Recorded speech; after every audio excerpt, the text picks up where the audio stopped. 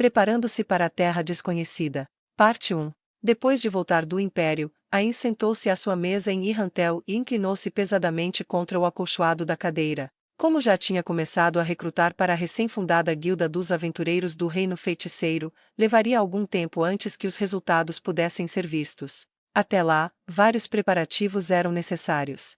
Sua principal prioridade era montar uma escola para treinar os aventureiros, mas se as circunstâncias permitissem, ele poderia usar a própria Guilda dos Aventureiros. Provavelmente seria um sinal de hospitalidade preparar um albergue para os voluntários que viajaram uma longa distância para se inscrever.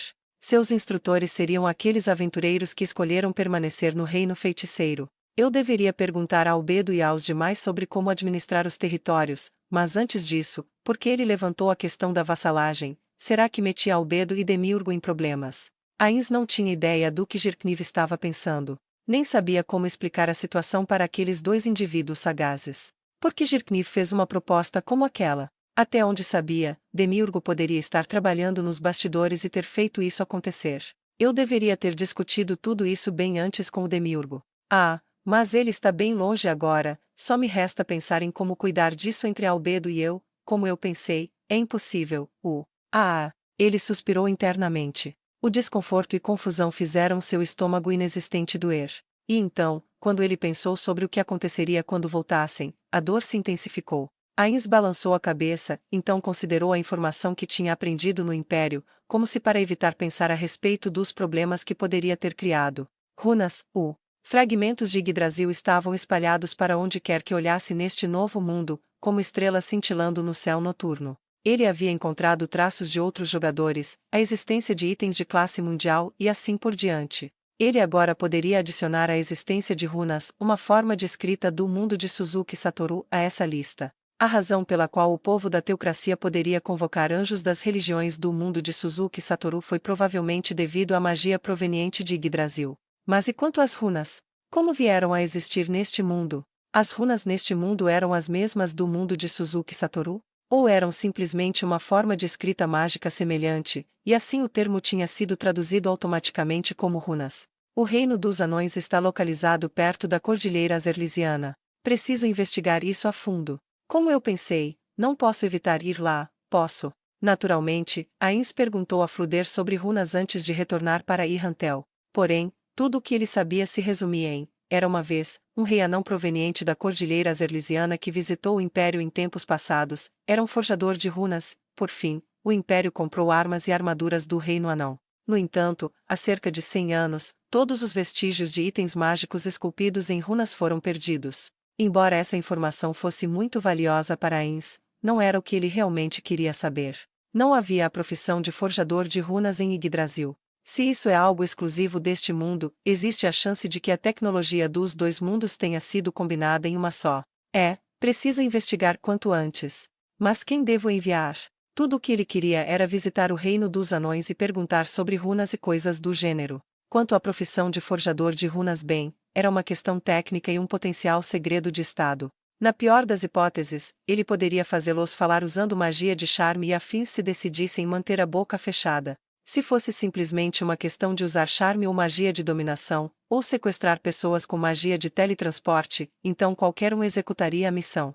Mas e se houvesse um jogador por trás dessas runas? Por tudo o que sabia, a pessoa que fizera a lavagem cerebral em Chautiar poderia estar escondida lá. Eu quero aprender mais antes de entrar lá, mas não será fácil descobrir algo que nem o Fluder sabe. Ains levantou-se lentamente de seu assento. Em um instante, a mulher ao lado dele entrou em ação. Ela tinha um olhar enérgico no rosto que combinava com o corte de seu cabelo pueril. Era Decrimenten Memendentenkr, a empregada a serviço de Ains no dia de hoje. Ains estendeu a mão para parar Decrimenten Memendentenkr, então começou a caminhar devagar em seu escritório. Enquanto considerava logicamente o potencial lucro e a perda desse empreendimento, antigas lembranças surgiam de forma automática nas lacunas entre os números.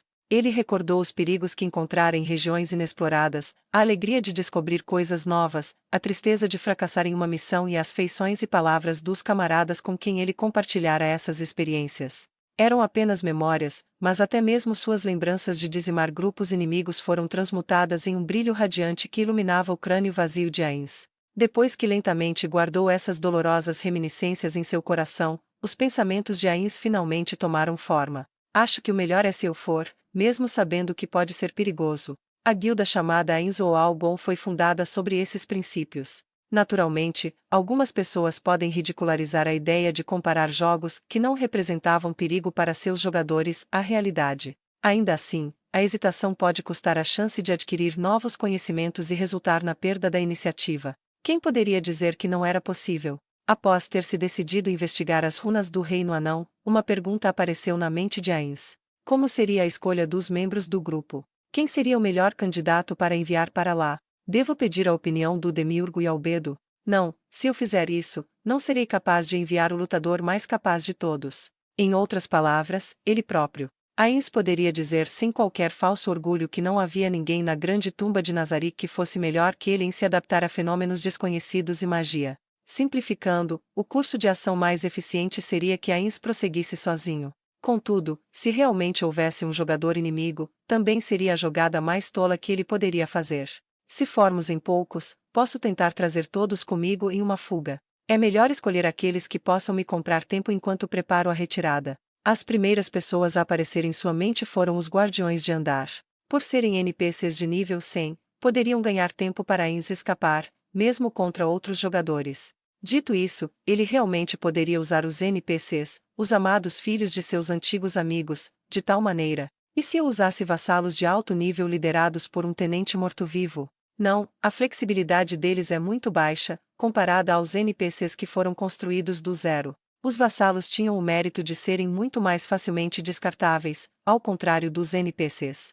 Mas, ao mesmo tempo, suas habilidades não tinham amplitude e, portanto, sua falta de adaptabilidade era uma fraqueza. Quando ele excluiu o lado emocional da questão de suas considerações, os NPCs eram a escolha ideal. Como jogador, Ains não realizou todos os experimentos que queria, assim não podia ter certeza se poderia ser ressuscitado. Todavia, não havia esta dúvida em relação aos NPCs, pois já havia realizado o feito em Chaltear.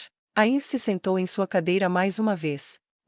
Ele juntou os dedos na frente do rosto e pensou na melhor escolha a ser feita. Mas no final ainda não conseguiu chegar a conclusão alguma. Será que os idiotas não conseguem encontrar a resposta, não importa o quanto pensem? Com um sorriso autodepreciativo, Ains olhou para Decrimenten Memendentenk.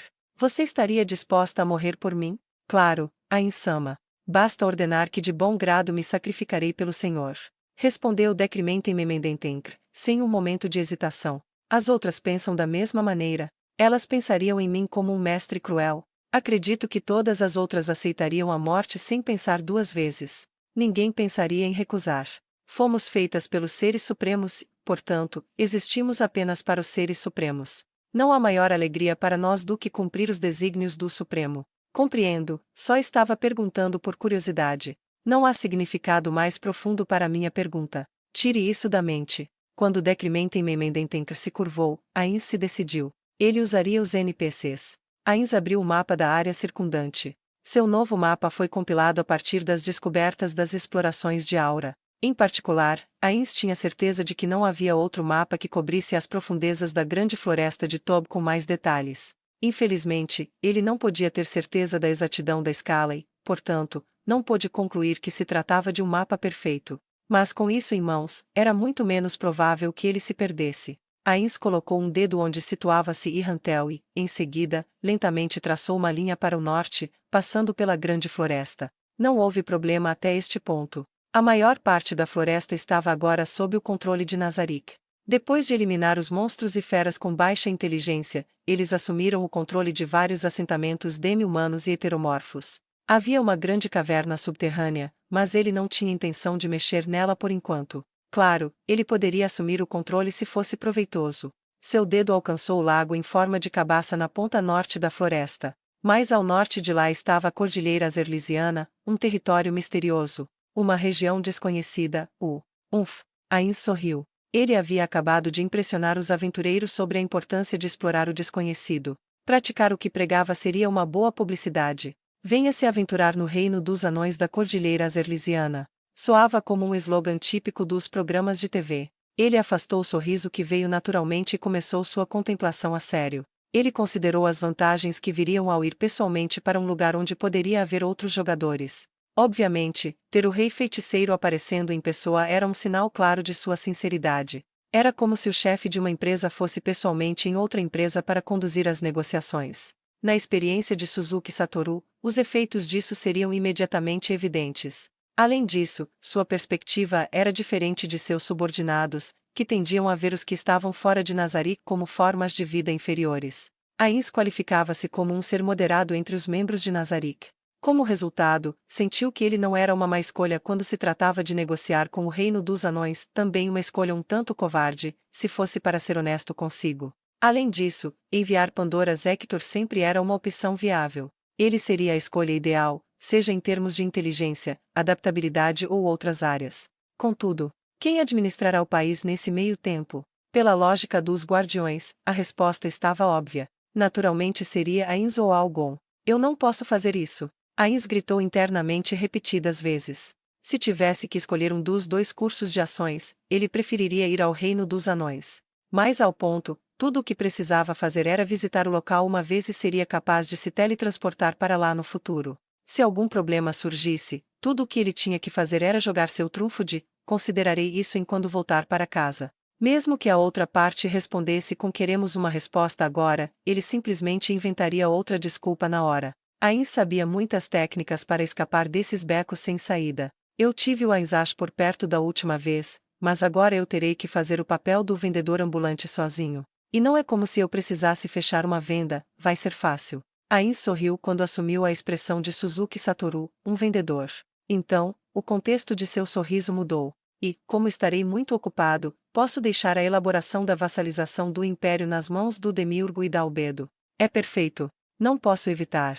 Não é como se eu quisesse fugir do meu trabalho nem nada do tipo. Enquanto fervorosamente pedia desculpas por seu comportamento, Ains começou a pensar no próximo problema. Quem o acompanharia na expedição? Ains cruzou os braços com um olhar confuso no rosto. No momento, ele não gostaria de envolver Albedo ou Demiurgo, pois ambos tinham coisas mais importantes para fazer e também eram líderes de projetos. Se levasse qualquer um deles, então surgiriam problemas nos projetos particulares de cada um. Aura e Mare eram escolhas muito boas, especialmente por serem humanoides como os anões. Assim, suas contrapartes não teriam tanta cautela. Cocytus seria complicado. Claro, ele era uma boa escolha para visitar uma região fria e montanhosa, mas agora estava no comando da grande floresta de Tob, o que também fez dele um tipo de líder de projeto. Ains esperava que ele pudesse concentrar suas energias nessa tarefa. Além disso, sua aparência incomum, combinada com a de Ains, provavelmente deixaria a outra parte desnecessariamente nervosa. Sebas também seria uma boa escolha. Ele estava atualmente fornecendo apoio administrativo em Irrantel, com Tsuareninia de assistente. Deveria ser bom levá-los para fora já que Pandora's Hector estava por perto, mas Ains tinha algumas dúvidas sobre a capacidade de luta. Já Gargantua e Victin estavam fora de questão. As imagens de vários outros NPCs apareceram na mente de Ains, mas a maioria era inadequada como guarda-costas. Sendo assim, só me resta Aura e a Chautiar. Aura e os monstros que comandava poderiam ser considerados uma escolha ideal para o papel de um tanque. Na pior das hipóteses, ele poderia sacrificar as feras e escapar com Aura. E depois havia Chautiar, a melhor lutadora a solo. Ela poderia servir como um trunfo contra um inimigo forte. Além disso, havia outro motivo pelo qual ele queria usar Chautiar. Mare seria uma boa escolha considerando que poderia enfrentar um exército. Porém, se encontrassem um jogador, sua prioridade seria recuar e não exterminar o inimigo. Assim, ele deixaria Mare de fora desta vez. Se for esse o caso. Assim que Ains estava prestes a se decidir, o som de uma mensagem ecoou dentro de sua cabeça. Ains-sama. Oh, Intoma. Sim. Estou viajando como acompanhante de Chautiar-sama, chegamos à aldeia dos Homens Lagartos. Cocytus-sama deseja enviar um homem-lagarto com um relatório sobre o status da aldeia e pede vossa permissão para abrir um portal. O que deve ser feito, Ains-sama? Cocytus ocasionalmente enviava relatórios sobre a aldeia, algo do qual ele foi encarregado de executar. Ains realmente não sabia o quão bem Cocytus tinha executado a tarefa, então ele costumava dar uma rápida olhada nesses relatórios e responder com um bom trabalho. Houve momentos em que ele queria dizer, não precisa mais fazer isso, mas reportar-se aos superiores era a atitude adequada a ter e, por sua vez, ele tinha que cumprir suas responsabilidades como superior de Cocytus. Então abra o portal no lugar de costume. Espere, a magia defensiva ainda deve estar ativa. Espere uma hora antes. Ains tirou uma folha com itinerários e verificou a hora. Lance a magia às 13 horas e 46 minutos. Eu baixarei as defesas por cerca de 2 minutos quando chegar o momento. Mesmo este edifício não sendo parte de Nazarick, ainda assim estava envolto em campos de força mágicos que impediam o teletransporte e afins, mantido pelo MP de vassalos de alto nível. Os campos de força eram fortes o suficiente para impedir magias razoavelmente altas, mas drenavam os vassalos até o ponto em que precisavam trocar de turnos várias vezes ao dia. Além disso, também impediam o teletransporte aliado. Isso foi por causa do efeito de fogo amigo, que não existia em Yggdrasil. Assim, houve ocasiões em que ele precisava desarmar brevemente a grade de defesa para permitir o teletransporte direto para este lugar. Claro, abaixar as defesas significava que os inimigos poderiam se teletransportar também. A fim de evitar que eles fossem atingidos por uma explobomba, como chamavam na gíria de Yggdrasil, Ainz decidiu limitar essas breves aberturas a horários predeterminados. Entendido. Transmitirei a mensagem para Chautiar-sama. Ótimo! Respondeu. E então encerrou a mensagem levantando-se. Permito que escolha a minha vestimenta. Um homem lagarto está vindo, um emissário de Cocytus. Escolha algo que não me envergonhe. Imediatamente, uma chama de paixão brilhou nos olhos de Decrimenten Memendentenk. Ela também? Ainz pensou, mas não deu voz a essas palavras. Um homem sem confiança em seu senso de estilo não poderia dizer tais coisas. Com Decrimenten Memendentenk seguindo, Ainz caminhou enquanto dava ordens a um morto-vivo voador que havia criado. Ditas ordens eram para informar os mortos-vivos que guardavam o grande salão da mansão sobre a chegada de um homem lagarto via portal. Enquanto o observava desaparecer ao longe, Ainz contemplou o uso efetivo dos mortos-vivos que havia criado. Se o morto-vivo de Ainz pudesse se reportar com precisão, ele poderia colocá-los em todo o mundo e criar uma rede de inteligência. Mas, infelizmente, isso seria muito difícil de realizar. Mesmo que Ainz desse um comando, os mortos-vivos só poderiam dar respostas vagas. Além disso, era muito difícil para Ainz gerenciar o aumento maciço do número que ele já havia criado. Sempre havia o risco de que pudesse se descuidar e dar uma ordem completamente não relacionada a um lacaio morto-vivo e causar algum acidente. No futuro, ele poderia ser capaz de criar algum tipo de sistema para resolver esse problema, mas isso era impossível, dadas as circunstâncias atuais. Talvez eu possa deixar o Pandora's Hector lidar com esse tipo de coisa no meu lugar.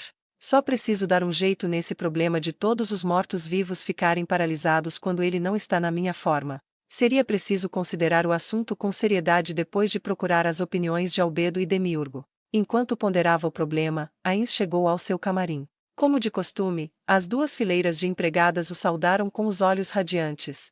Em particular, os olhos de Decrimenten Memendentenk, como empregada a serviço de Ainz, estavam praticamente avermelhados. Ainz permitiu que as empregadas o ajudassem a trocar de roupa enquanto perguntava sobre a localização de Aura. Hoje, ele usaria algo puramente branco. Parecia muito chamativo para alguém como Ainz, que estava acostumado a roupas escuras. Se isso não bastasse, as empregadas começaram a adorná-lo com um gigantesco colar feito de ouro e outros metais. Isso o fez se preocupar que os corvos tentassem roubá-lo por causa de seu brilho. Mas a parte da roupa que não fazia o menor sentido eram as penas que se projetavam de suas costas. Virei um pavão agora, é? Ainz queria dizer, mas quando olhou ao redor, viu um olhar compartilhado de orgulho e satisfação nos rostos das empregadas. Nenhuma delas parecia preocupada, ou tinha qualquer expressão que pudesse ser considerada parte do espectro negativo. Todas tinham o mesmo olhar de medo e nervosismo em seus rostos, suas bochechas estavam rosadas. Elas eram como um grupo de fãs diante de uma idol que tanto amavam.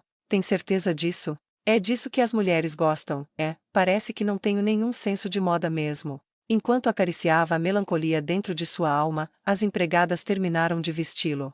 Do espelho, ele notou que havia penas brotando debaixo de seu braço, o que fez Ainz pensar em um monstro de Yggdrasil. Eram Archaepteryx ou algo assim? Se não me engano, eram dinossauros de estimação para druidas. Eles ficavam com as penas eriçadas quando alguém cruzava os braços na frente deles, algo bastante irritante. Mas o que elas diriam se dissesse, essa roupa não serve? Elas responderiam com algo do tipo como isso é inadequado. Por favor, diga-nos quais roupas devemos escolher no futuro. Ficou perfeito. No final, Ainz decidiu deixar essas coisas incomodas de lado. Vamos! Quando a hora marcada chegou, Ainz sentiu um portal mágico, um portal aberto no grande salão. Ele já havia dissipado o campo mágico em torno do edifício, a pessoa que passava pelo portal não apareceu imediatamente, graças à magia atrasar teletransporte que havia lançado. Esta foi a mesma magia que ele usou durante a batalha contra Chautiar.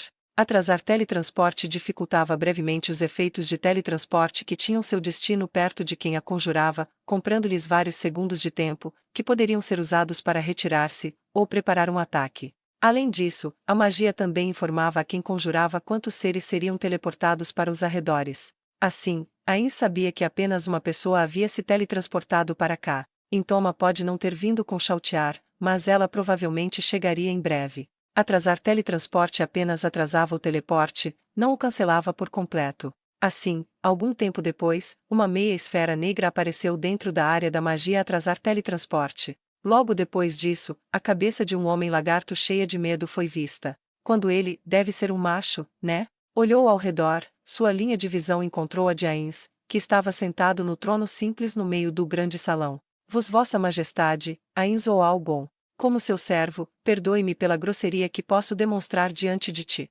Ains não conseguiu esconder por completo sua consternação no discurso fluente do homem lagarto. Mesmo Zariuzu, um líder tribal, não tinha a dicção fluida e polida deste homem lagarto. Será o resultado do treinamento do Cocytus? A dúvida passou por sua mente, mas havia algo a fazer antes disso. A magia de Ains atrasar teletransporte já havia dito que apenas uma pessoa viria. Uma vez certo de que mais ninguém estava vindo, ele ordenou que um Cavaleiro da Morte permanecesse à margem para reativar o item mágico de defesa. O Cavaleiro da Morte balançou a cabeça em reconhecimento e caminhou para frente, e então Ains voltou seu olhar para o homem lagarto ajoelhado. Ao mesmo tempo, Decrimenten Memendentenkr, que estava ao lado de Ains, entrou em ação com o timing perfeito. Homem lagarto, a você foi concedida uma audiência. Isso fora completamente diferente de como ela tinha sido quando escolheu roupas para Ains. Ela irradiava o ar de uma princesa capaz de atitudes calculistas. Em circunstâncias normais, a maioria das pessoas ficaria ofendida com uma empregada em um palácio, ou em um local semelhante, falando com esse tom. O suplicante poderia muito bem sorrir quando notasse que o governante estava acompanhado por apenas uma única empregada. Alternadamente, poderia ter pena do reino feiticeiro por ter tão pouca força de trabalho ao ponto que uma empregada tinha que executar tais deveres. Entretanto, esses homens lagartos foram treinados por Cocytus e entenderam completamente que qualquer um dos NPCs era muito superior a eles. Assim, não questionariam a atitude de Decrimenten Memendentenkr. Mas que saco! Por que não param de cerimônia e começam a falar normalmente? Bem, por mim seria assim, mas como dizem, quando em Roma, faça como os romanos. Ains ou Algon ficou brevemente incomodado pelos resquícios da personalidade que pertencia a Suzuki Satoru, mas não pôde evitar. O homem lagarto ficou de pé, inconsciente do tumulto interno de Ains. Na verdade, Ains não podia dizer a diferença entre um homem lagarto e outro. Se suas escamas tivessem uma cor diferente, ou se tivessem características distintivas óbvias, por exemplo, marcas ou um braço anormalmente grande, poderia ter sido possível, mas ele não poderia dizer como o homem lagarto diante dele diferia dos demais. Em todo caso, Ains tinha Decrimenten Memendentenkr para comandar o homem lagarto para se identificar. Ains-sama graciosamente permite que diga seu nome. Entendido. Agradeço a sua magnanimidade. O servo que vos fala é Kyukuzuzu, ex-chefe da tribo Razortail. Ains nunca tinha ouvido esse nome antes. Deveria exibir abertamente sua ignorância ou fingir que sabia. Ains não escolheu nenhum desses, mas escolheu uma terceira opção, em outras palavras, ele acenou com a cabeça para continuar o fluxo da conversa. Afinal, Cocytus poderia ter mencionado isso durante um relatório anterior. Depois disso, Ains ordenou que Decrimenten Memendentenkr indagasse o homem lagarto porque ele tinha vindo. Que saco! Isso um sumário de como os eventos se desenrolavam sempre que se encontrava com um subordinado, seus servos. Se eu não estivesse preocupado em como as pessoas veem o reino feiticeiro, já teria sugerido acabar com esse lenga-lenga. Assim que Ains suspirou internamente, Decrimenten Memendentenkr deu ao homem lagarto um comando. Em sua misericórdia, Ains-sama permite que indique a razão para a qual busca uma audiência. Entendido. Cocytus-sama, o governante de nossas aldeias e o mestre do lago, deseja apresentar algo a Vossa Majestade, Rei Feiticeiro Ains ou Algon, Ser Supremo e Governante da Grande Tumba de Nazarick, bem como o suzerano de Cocytus-sama. Ains ficou surpreso com quantos títulos o homem lagarto conseguiu emendar, mas não deixou a surpresa ser vista em seu rosto, até porque era um tanto impossível. Em vez disso, inclinou a cabeça para Decrimenten Memendentenkr, que se adiantou e recebeu um pergaminho do homem lagarto. Então, Ains teve que esperar Decrimenten Memendentenkr retornar e apresentar o documento antes que pudesse finalmente lê-lo. Estava escrita da ponta ao final por dados de Cocytus. Havia tantos números gravados que levaria um bom tempo para digerir tudo. Portanto, Ainz enrolou o pergaminho de volta e o deu a um cavaleiro da morte que estava por perto. Só depois de toda essa seara que ele finalmente poderia abordar o Homem-Lagarto diretamente. Ótimo trabalho. Às suas ordens, Vossa Majestade. Com isso, a conversa poderia ser encerrada tranquilamente, mas não era isso que Ainz tinha em mente. Ainz levantou-se de seu trono e falou com o Homem-Lagarto. Então, eu lhe farei uma pergunta, não em minha capacidade como rei feiticeiro, mas como mestre do Cocytus. Dizem os antigos que falar diretamente com os vassalos aprofunda a compreensão mútua. O Homem-Lagarto parecia vagamente confuso. Isso porque ele não tinha ideia de como lidar com o fato de ser questionado diretamente. Pelo menos, isso era o que Ainz achava que estava acontecendo, apesar da dificuldade de ler as expressões de um Homem-Lagarto. Relaxe. Será extraoficial. Depois que nossa conversa terminar, nenhum vestígio dos assuntos será lembrado por nenhum dos aqui presentes. E vocês não ousem censurá-lo por qualquer falta de respeito em seu comportamento. Seus dizeres foram dirigidos a Decrementem Memendentenk, os Cavaleiros da Morte ao redor e também ao Homem-Lagarto. Vejamos, como está o Zariuzu? Sei da vida dele enquanto estava treinando na grande tumba de Nazarick, mas e ultimamente? Pela graça de Vossa Majestade, ele está em boas condições. Agora é o pai de uma criança saudável e, juntamente de sua esposa, parecem um casal muito feliz. Que bom! Eu permiti que ele voltasse, pois seu filho estava prestes a nascer. Que bom que deu tudo certo. Como direi, bem, é bom que o casal esteja se dando bem. Haviam pessoas casadas dentro da guilda Ainz ou Algon. Ainz não pôde deixar de lembrar deles. Minha esposa tá de mau humor, era a palavrinha mágica que permitia a qualquer um se desconectar no meio do jogo, e ninguém seria capaz de culpá-lo por causa disso. Sorrindo das memórias do passado, embora sua expressão não tenha mudado, Ainz continuou fazendo perguntas. A criança nasceu albina. A esposa de Zariuzu era uma homem-lagarto albina. Por possuir uma mutação muito rara entre os homem-lagarto, ela despertou o espírito de colecionador dentro de Ainz, além de tê-la tornado facilmente distinguível. Sim, Vossa Majestade. Embora a criança seja seguramente um indivíduo superior, independentemente da linhagem sanguínea que herda, parece que a criança puxou os ancestrais da mãe, as escamas são brancas como a neve. Então só há. Ainz fechou a boca antes que deixasse escapar um filhote. Referir-se a eles como pessoa seria mais prudente. Embora nenhum deles expressasse realmente descontentamento com a escolha de palavras, isso não significava que Ainz pudesse cometer erros dessa estirpe. Se a escolha errada de palavras levasse a problemas na liderança de Cocytus, Ainz não saberia por onde começar a se desculpar. Só uma criança, então. Sim, Vossa Majestade. Apenas uma. Apenas uma. Mesmo com traços de répteis, que tinham grandes ninhadas, os homens lagartos não davam à luz a muitas crianças. Todavia, contanto que o casal tivesse um bom relacionamento, eles poderiam ter mais filhos no futuro. Ainz sentiu seu sangue de colecionador ferver. Ele meio que queria saber se poderia ter um deles para brincar, mas separar uma criança de seus pais à força não pegaria nada bem para sua imagem pública. Mas nem tudo estava perdido, ele ouvirá falar que os homens lagartos tinham a tradição de encontrarem propósito de vida indo em longas jornadas pelo desconhecido. Se o filho de Zariuzu escolher esse caminho, ele poderá treiná-lo como um aventureiro. A guilda de aventureiros que Ainz imaginava era uma organização composta de muitas espécies. Se ele conseguisse um homem-lagarto raro para lá, isso poderia acabar sendo bom para a publicidade, como uma idol se matriculando em uma escola. Como estão mãe e filho? Estão sendo bem alimentados? Sim, Vossa Majestade. É uma honra tê-lo tão preocupado. A mãe e a criança estão com boa saúde e a criança parece que vai crescer excepcionalmente saudável. Se é assim, perfeito. Isto é certamente motivo de celebração. Então, para comemorar o nascimento de uma criança com um futuro glorioso pela frente, permita-me dá-los um presente. Infelizmente, não estou a par dos presentes adequados para celebrar o nascimento dentro da cultura homem-lagarto. Compartilhe sua opinião comigo, diga, o que seria um bom presente? Seria terrivelmente sem graça dar peixe ou algo no lugar de um bolo de aniversário. Ele preferiria dar algo mais tangível e permanente. Compreendo. Minha tribo não tem a prática de dar presentes para comemorar os nascimentos, mas eu sinto que o Zariuzu ficaria feliz em receber armas e armaduras. Panóplia de guerra, 1.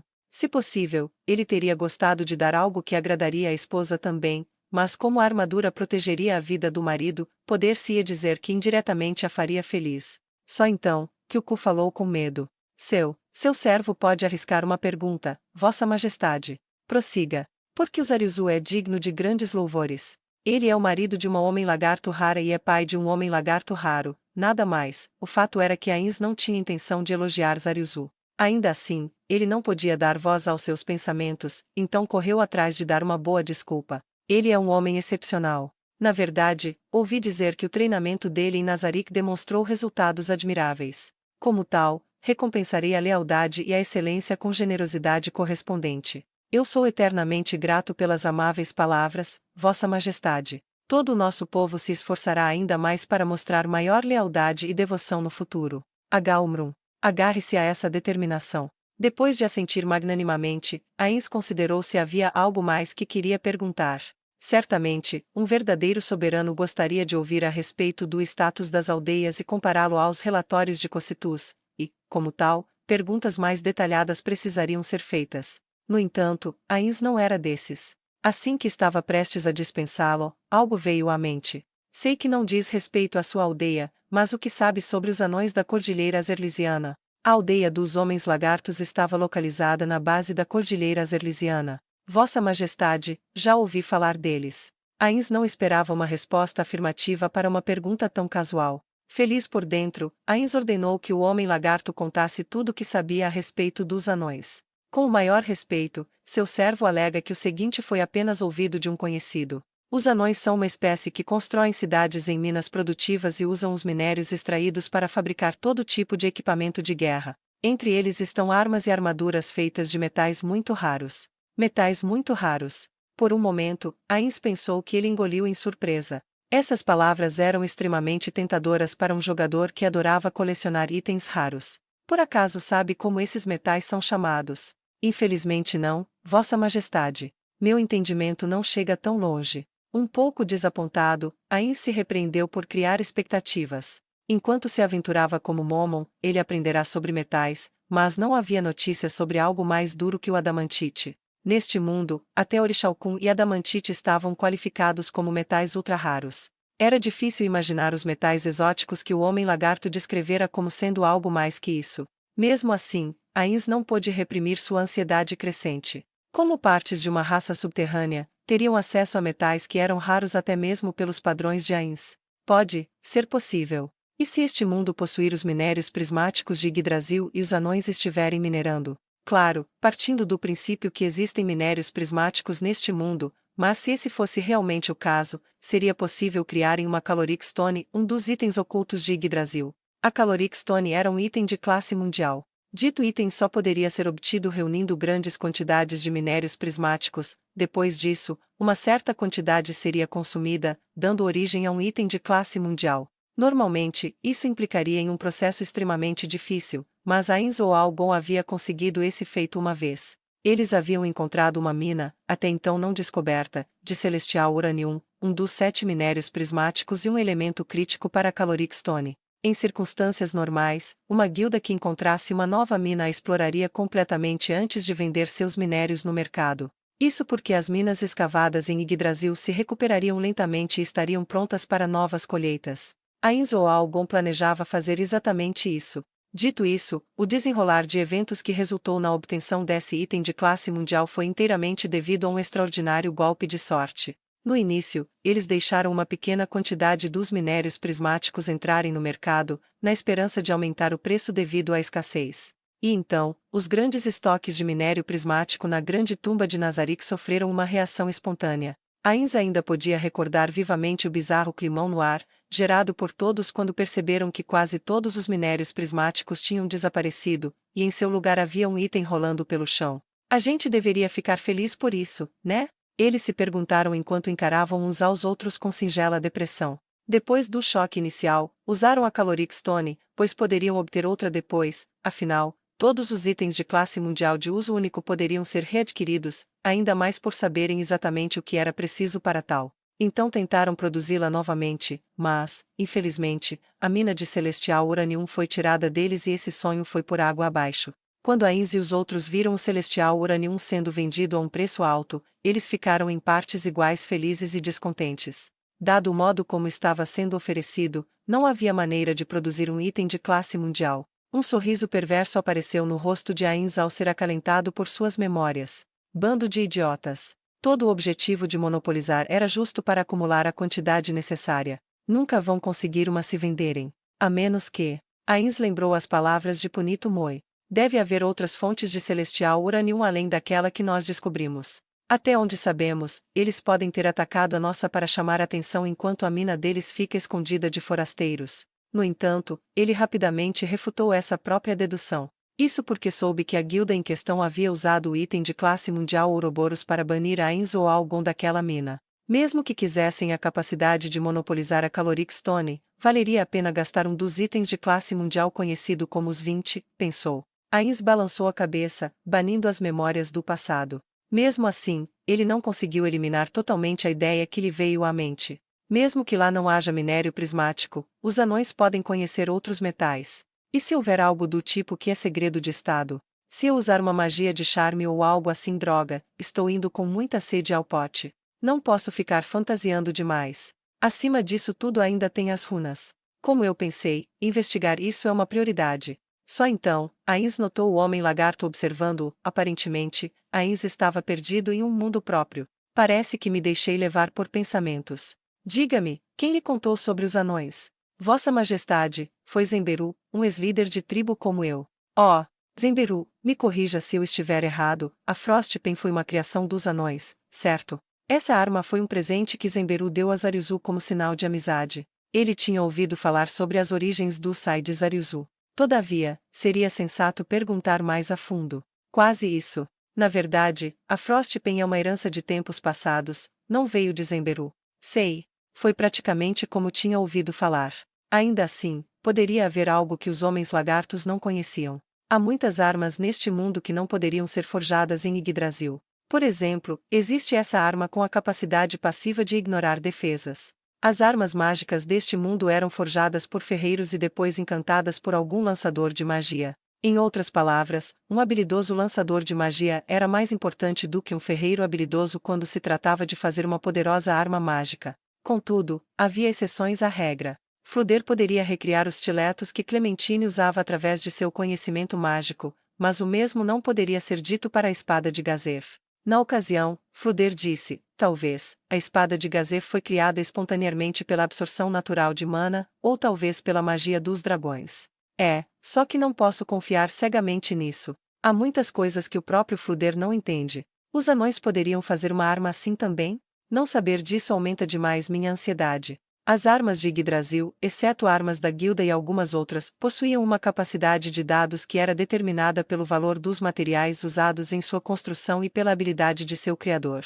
Essa capacidade de dados limitava o número de cristais de dados que poderiam ser adicionados a elas. Assim, metais mais raros permitiram a criação de uma arma correspondentemente mais poderosa. O ferreiro também era parte fundamental da equação. Assim como neste mundo, os humanoides denominados anões em Yggdrasil tinham bônus para profissões do tipo artesão. Portanto, anões eram muito populares entre aqueles que queriam jogar de armeiros ou de armadureiros. Partindo desse ponto, possuiriam conhecimento de fabricação de armas que Fruder não possuía. E as runas podem ajudar nisso. Tomar controle sobre os anões. Nada mal, o bibliotecário-chefe e o demiurgo estão realizando experimentos com pergaminhos. Fireia está trabalhando em poções. Fruder está manipulando itens mágicos.